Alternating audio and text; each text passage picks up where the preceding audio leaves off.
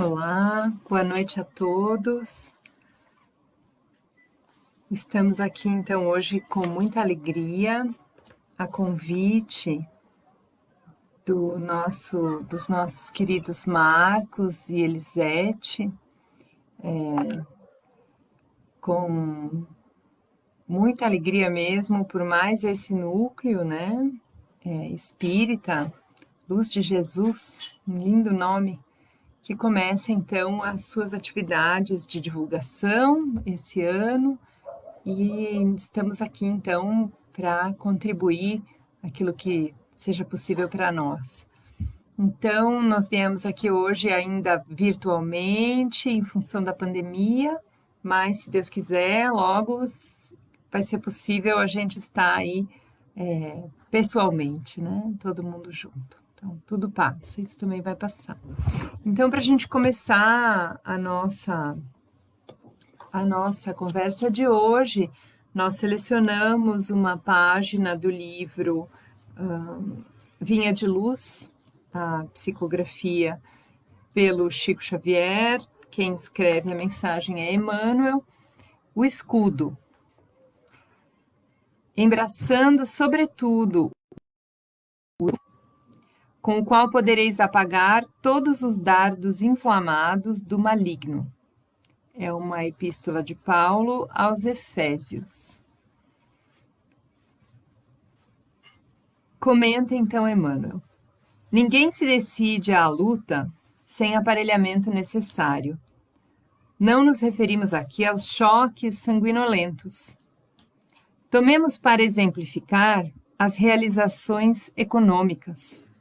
Quem garantirá êxito à produção sem articular elementos básicos imprescindíveis à indústria? A agricultura requisita instrumentos do campo, a fábrica pede maquinaria adequada. Na batalha de cada um, é também indispensável a preparação de sentimentos. Requer-se intenso trabalho de semeadura, de cuidado, esforço próprio e disciplina. Paulo de Tarso, que conheceu tão profundamente os assédios do mal, que lhe suportou as investidas permanentes dentro e fora dele mesmo, recomendou usemos o escudo da fé, acima de todos os elementos da defensiva. Somente a confiança no poder maior, na justiça vitoriosa, na sabedoria divina, consegue anular os dardos invisíveis, inflamados no veneno que intoxica os corações. Todo trabalhador sincero do Cristo movimenta-se na frente de longa e porfiada luta na terra. Golpes da sombra e estiletes da incompreensão cercam-nos em todos os lugares. E se a bondade conforta e a esperança ameniza, é imprescindível não esquecer que só a fé representa escudo bastante forte para conservar o coração imune das trevas. Essa mensagem, então, para a gente pensar, e vamos, então, aproveitar para fazer a nossa prece de início, solicitando, então, aos nossos amigos espirituais, em nome de Jesus, que estejam conosco nesse momento, nos inspirando e nos ajudando no nosso comentário da noite. Que os bons espíritos se aproximem de nós, nos intuindo e nos ajudando a melhor compreender as lições que a filosofia espírita nos traz. Que assim seja. Assim, então, damos início ao nosso comentário dessa noite.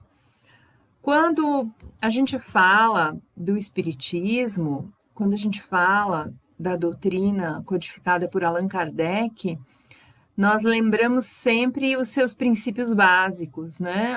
Nos quais ela está apoiada, ela se sustenta. A existência de Deus, a imortalidade da alma e a reencarnação, ou a transmigração da alma, que é o princípio que nos diz que nós vivemos muitas vidas.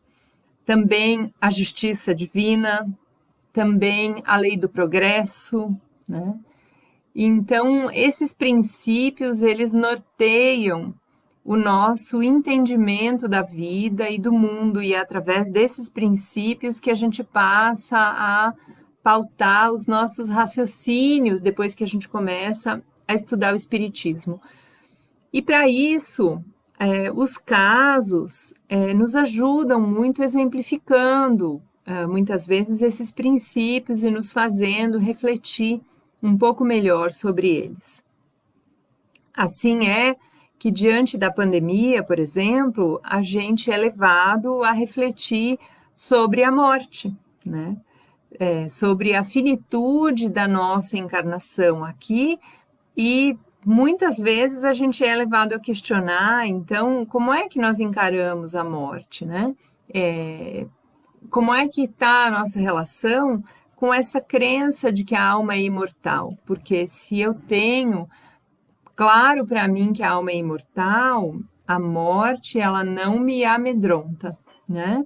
Eu preciso tomar as medidas para não sobrecarregar o sistema de saúde diante do quadro de pandemia. Então, a gente segue as orientações de saúde, de segurança, segue as leis, mas, ao mesmo tempo, ela não nos causa temor, né? Não deve, pelo menos, causar para todos aqueles que acreditam na imortalidade da alma. E aí, diante disso, a gente então se questiona: a minha vida aqui, ela é uma experiência que tem início e fim? Então, qual é a finalidade, né, da minha experiência aqui? Para que ela serve? E os espíritos nos dizem que a finalidade da alma é o progresso, né?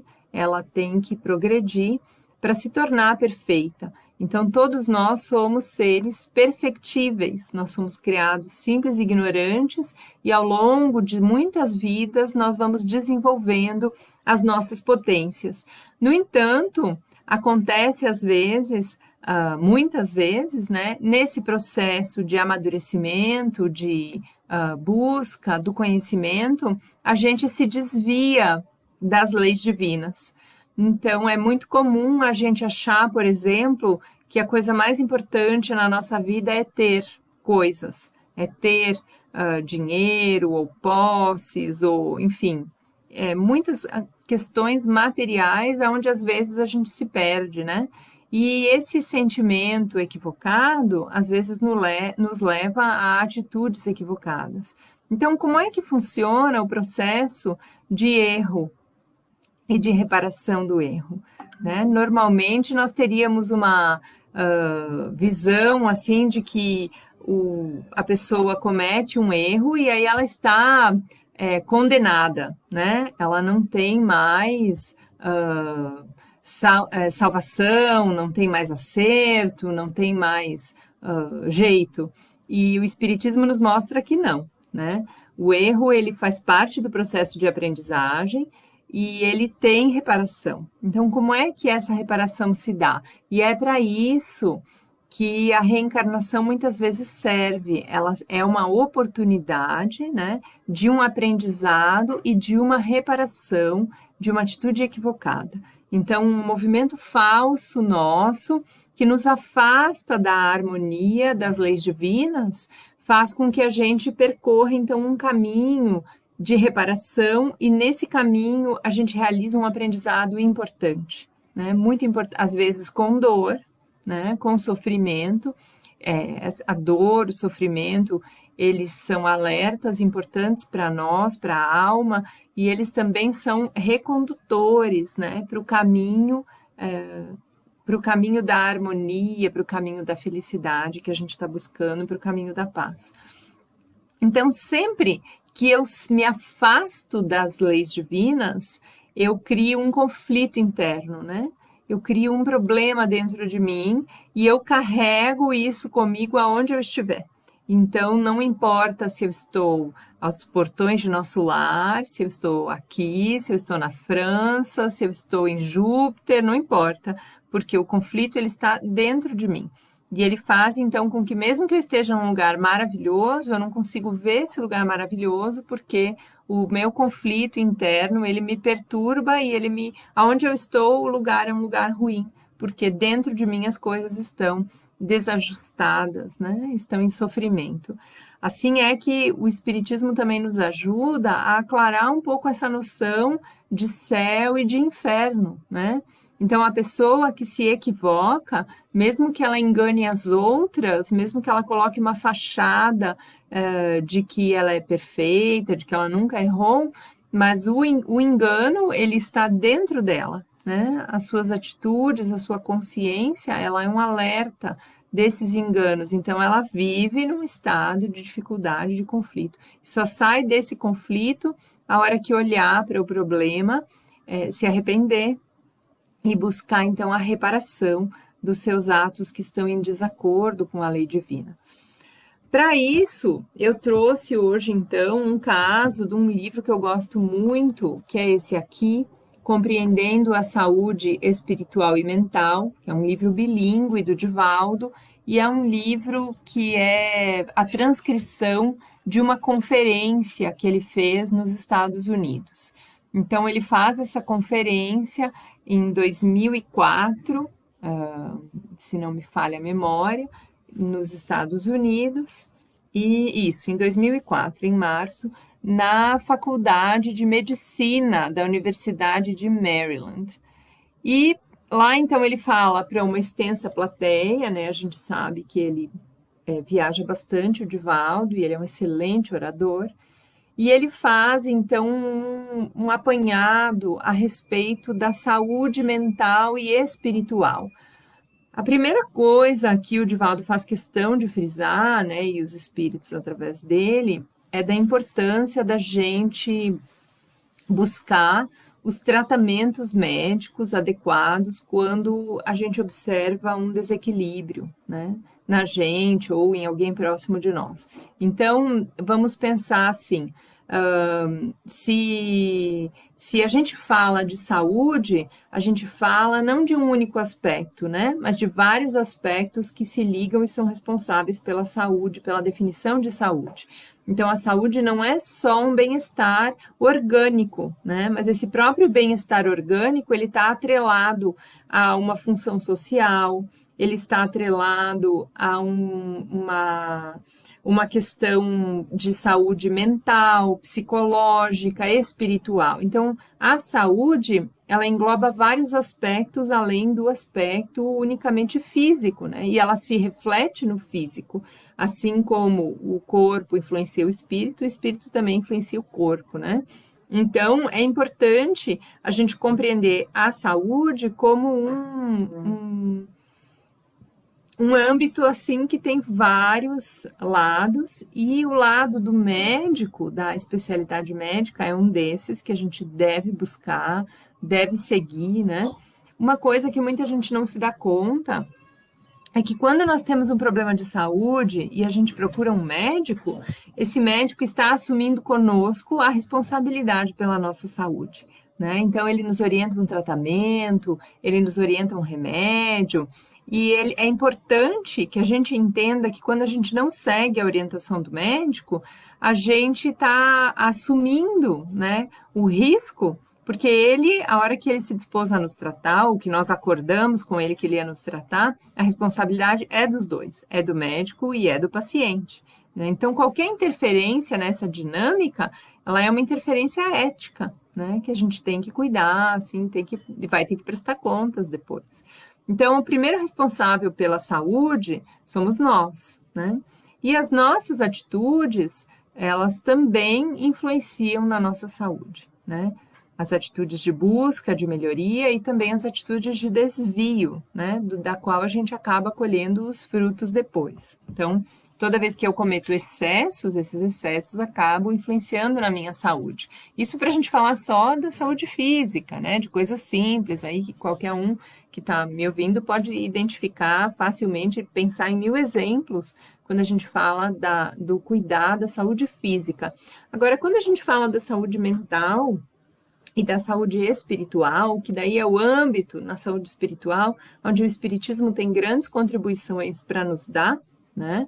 Então a gente amplia um pouco a conversa e é aqui que nós vamos então trazer o conhecimento da reencarnação, da imortalidade da alma, dos laços entre as afeições que estão aqui, que já não estão mais aqui, e a forma como tudo isso pode influenciar a nossa saúde mental e espiritual.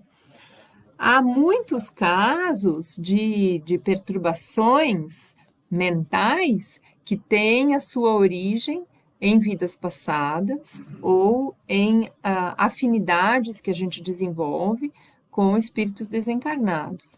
E nesse ponto é que o espiritismo oferece, né, a profilaxia da prece, a profilaxia da bioenergia, que a gente chama de passe, né, a vibração, a terapêutica da meditação, enfim, né, uma série de novos preceitos e novas ideias, né, hoje já não tão novos, mas que nos ajudam grandemente a contribuir nas reflexões e nos tratamentos da questão da saúde.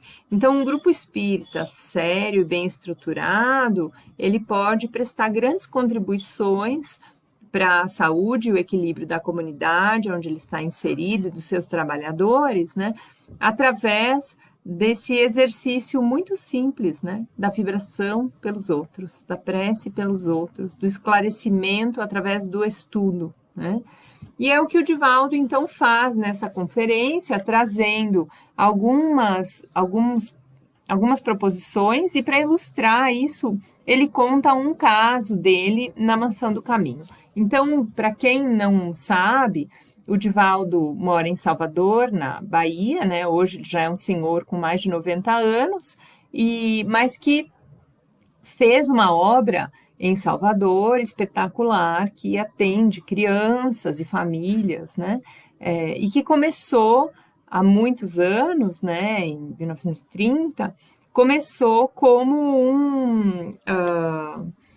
um orfanato, né? Onde as pessoas, ele começou assistindo as pessoas, e aí as pessoas começaram a deixar crianças lá para ele, e ele começou a adotar essas crianças legalmente, e a coisa foi crescendo, e hoje é uma obra espetacular, né? Gigante. Então, nesse período, né? Então, só no ano de 2004, ele dizia que eles já tinham reeducado quase 800 crianças, né? Que ele adotou, né? Como filhos. Então, imagina só que coisa linda esse trabalho. E dentre esses filhos adotivos do Divaldo, né? É uma escola, um lugar misto que recebe meninos e meninas, e tem escola, tem tudo. Ele diz que, então, um dia, um filho dele, que era um rapaz perfeitamente normal, estava perto dos 16 anos, e o Divaldo estava se organizando para ir viajar, quando esse filho chega e diz para ele: eu não estou bem, eu não estou nada bem, e essa noite eu fui dormir e eu tive um pesadelo, eu sonhei com um monstro que chegava perto de mim, que me apavorava, e eu acordei muito perturbado e passei o dia hoje muito deprimido. E o Divaldo, então, falou: puxa, por que você não veio falar comigo antes, né? Porque eu estou agora indo viajar, estou em cima da hora. E aí o Divaldo diz: mas então senta aqui, vamos fazer uma prece, eu vou te aplicar um passe, né? E aí o rapaz senta, e o Divaldo então começa a prece, e porque ele tem a mediunidade, ele tem a vidência, ele percebe o espírito que chega perto e diz para ele: esse rapaz é meu inimigo e eu vou me vingar, né?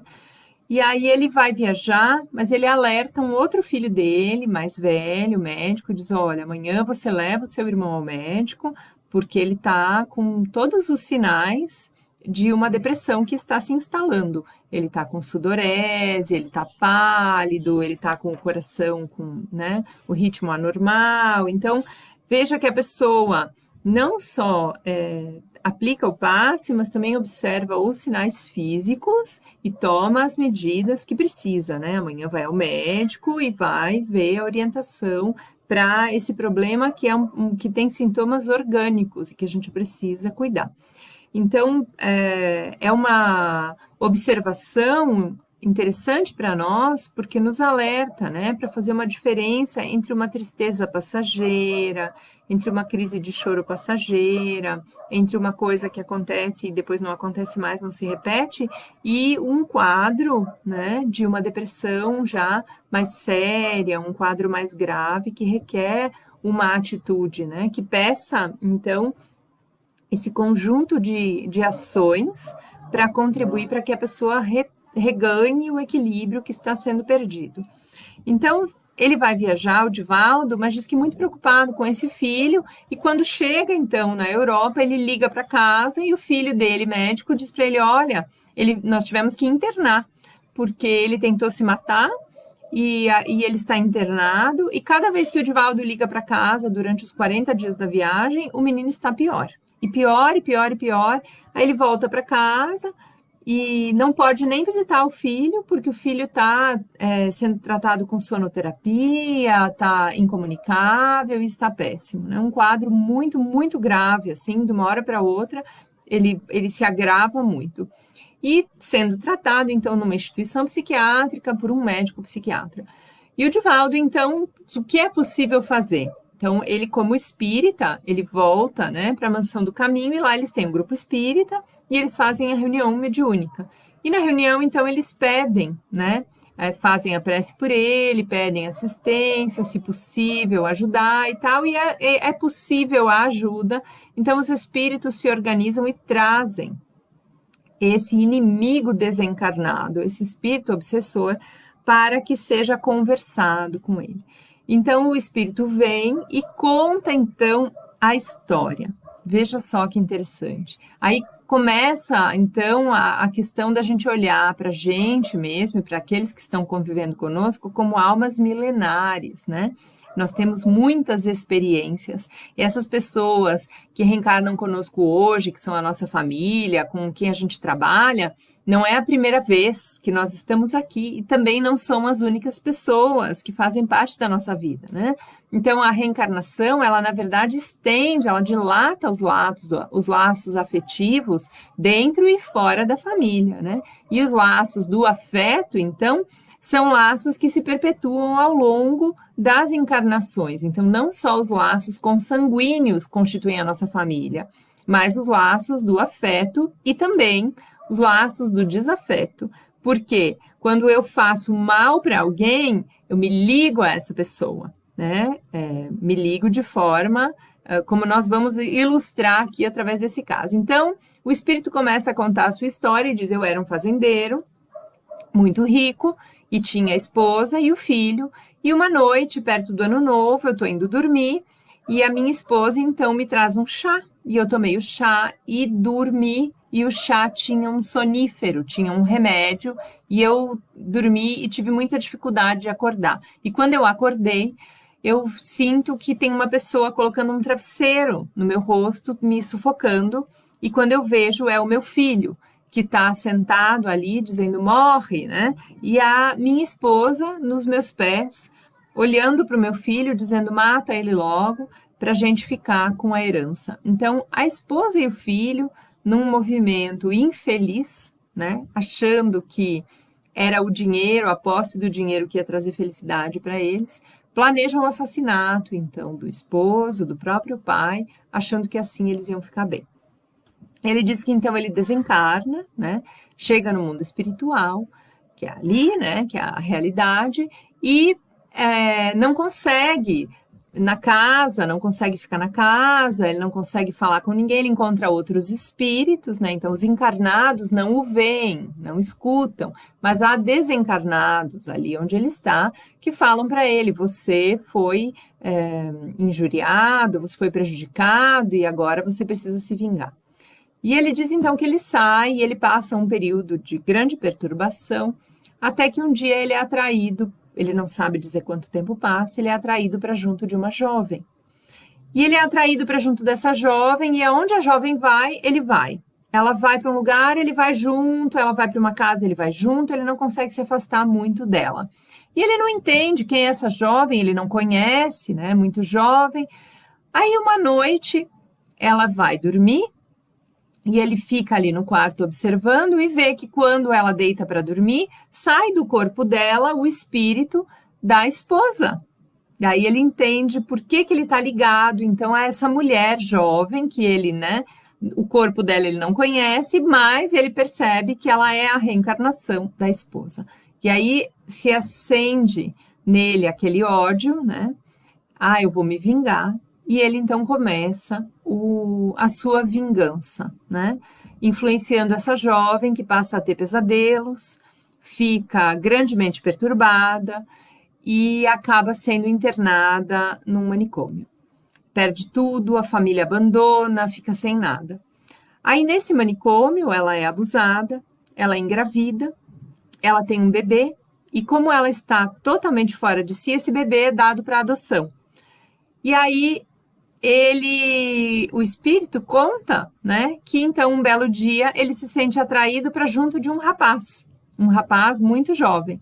E aí ele já conhece agora a história, ele fica esperando para ver quem é o rapaz. E quando o rapaz vai dormir, sai do corpo o espírito do filho. Daí ele diz, você, então, eu te achei, agora eu vou me vingar. E aí ele começa, então, a perseguição e é o filho adotivo do Divaldo. Então, se resume a história que eles ficam sabendo na reunião mediúnica.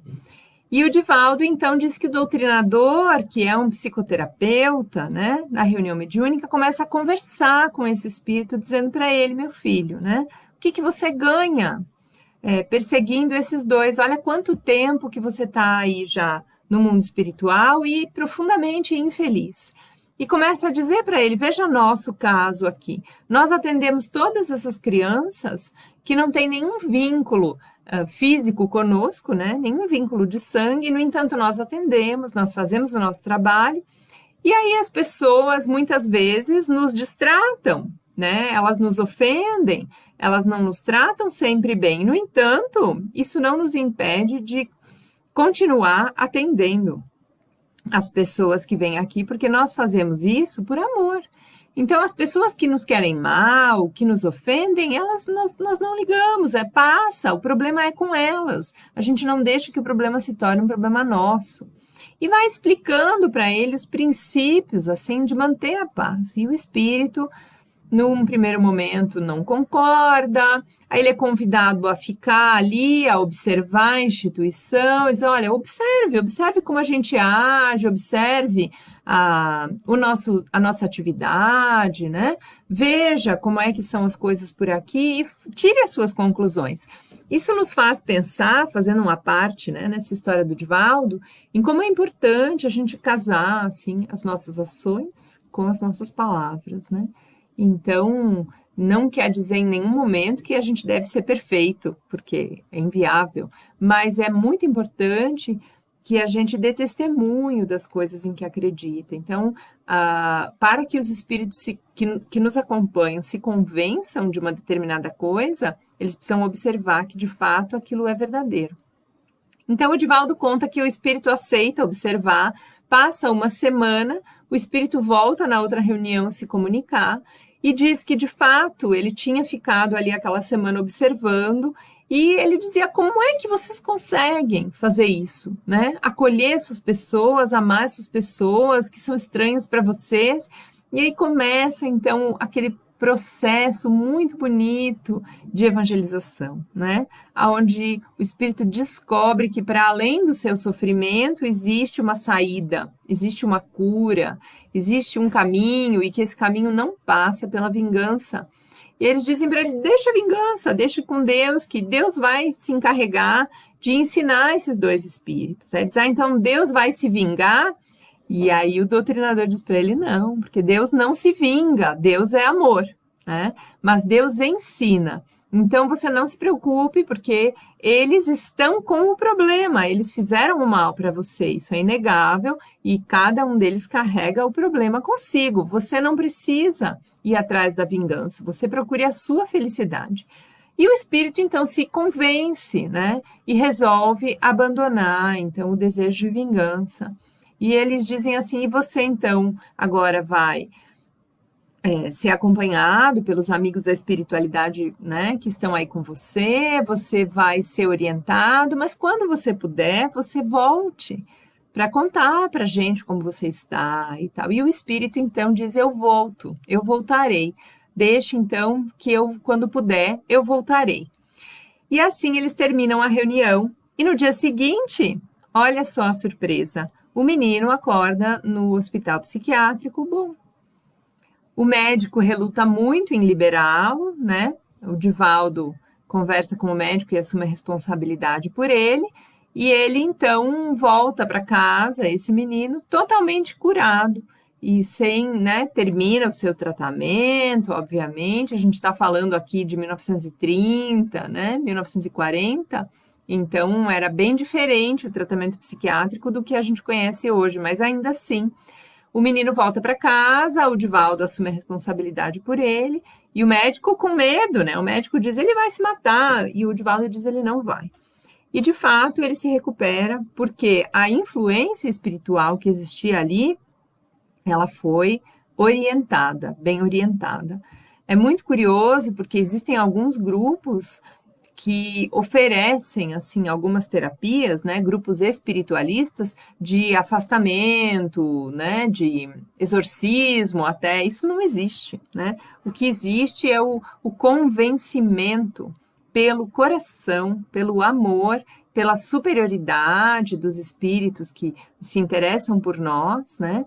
Então, aqueles espíritos a quem nós fizemos mal, eles podem nos oferecer o perdão sincero e aí sim se desfaz qualquer influência negativa ou nós oferecermos o perdão a eles, né, e rogar pela oportunidade de reparação. Essa ideia de um afastamento brusco, né?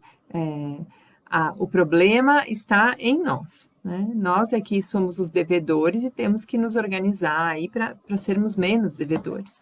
Então, esse rapaz melhora, e aí o Divaldo conta que passa uma semana, uma mulher chega na Mansão do Caminho, pede para falar com o Divaldo, e aí ela começa a contar a história dela. Então ela diz, olha, eu estive durante muitos anos internada num manicômio, e semana passada eu acordei boa, né? Acordei e a enfermeira disse, mas parece que você sarou, você tá boa? E ela disse, estou boa. Sumiu toda a perturbação mental que essa mulher tinha. E aí, a enfermeira conta para ela, quando ela vai sair do manicômio, diz, olha, enquanto você esteve aqui, você teve um filho, e ele foi dado para adoção. E se você quiser encontrar essa criança, você procure, né? Ele está em algum lar aqui de Salvador. E a mulher, então, sai, ela diz para ele, os 2 únicos lares que recebem crianças são um que só recebe meninas, que eu já fui, e a enfermeira diz para ela, você teve um menino, né, que foi dado para adoção. E aí o seu orfanato, aqui a sua casa, que recebe meninos e meninas. Então eu vim para dizer para o senhor que eu acho que meu filho está aqui. E aí o Divaldo diz para ela, diz que ela era a cara do rapaz, né? Ele olha para ela e ele já percebe bem qual era o caso. Ele diz para ela, mas qual é o nome da criança? Ela diz, eu não sei. Ela não tem uma informação. A única informação que ela tem é que o filho dela foi dado para adoção.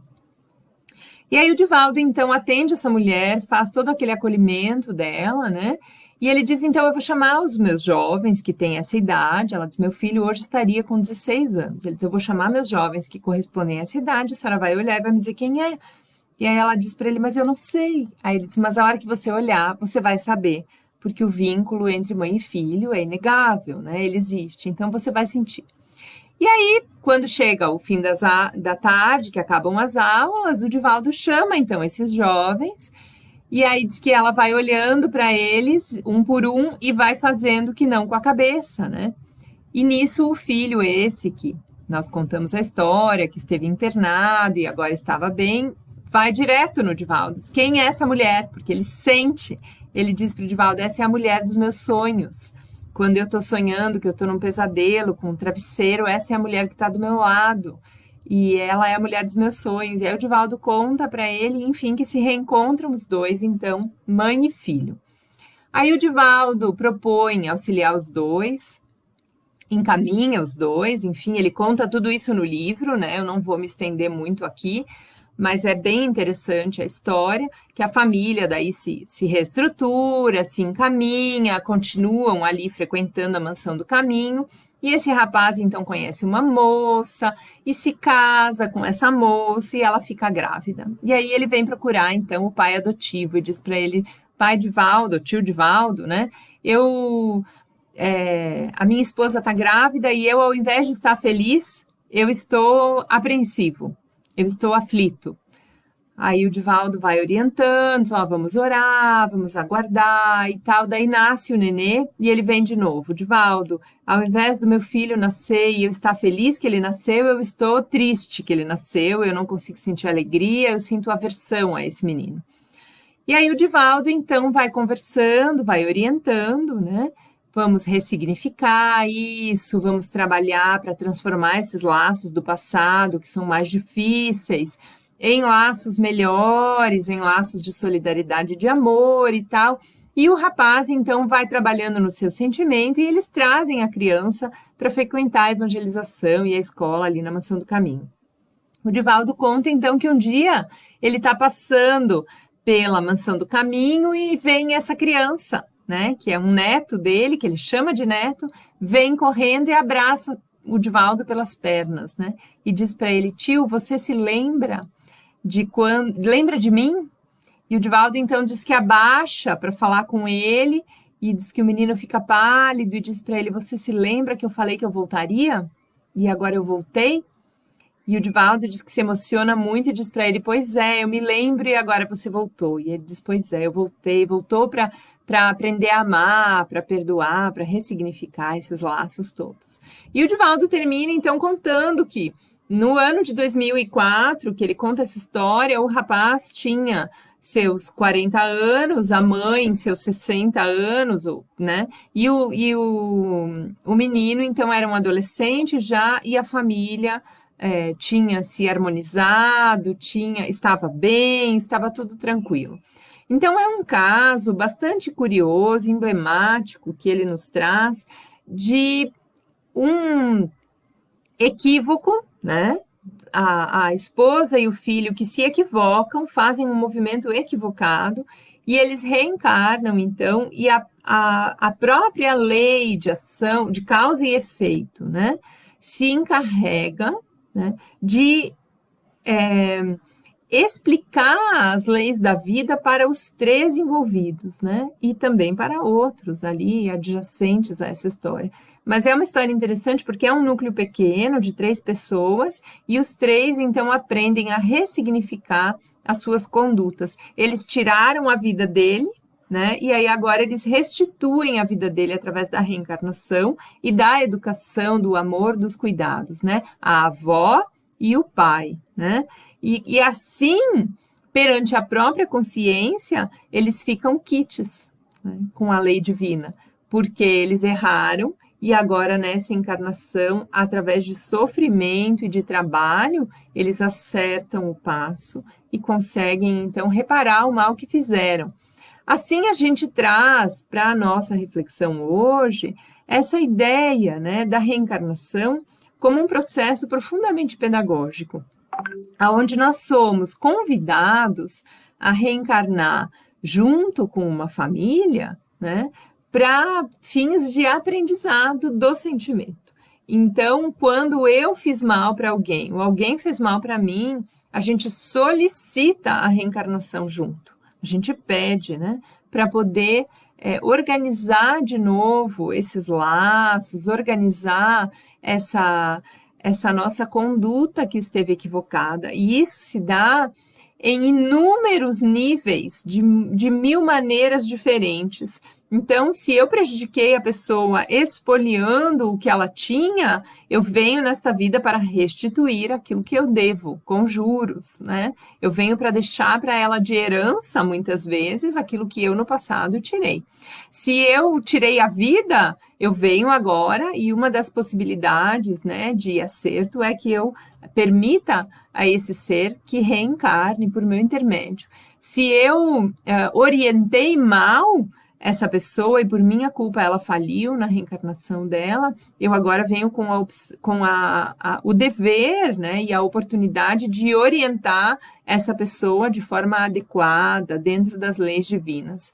Se o meu amor era um amor que aprisionava e sufocava o outro, eu solicito uma reencarnação onde me seja dado aprender a amar com mais sabedoria, né? Aprendendo a amar com desprendimento.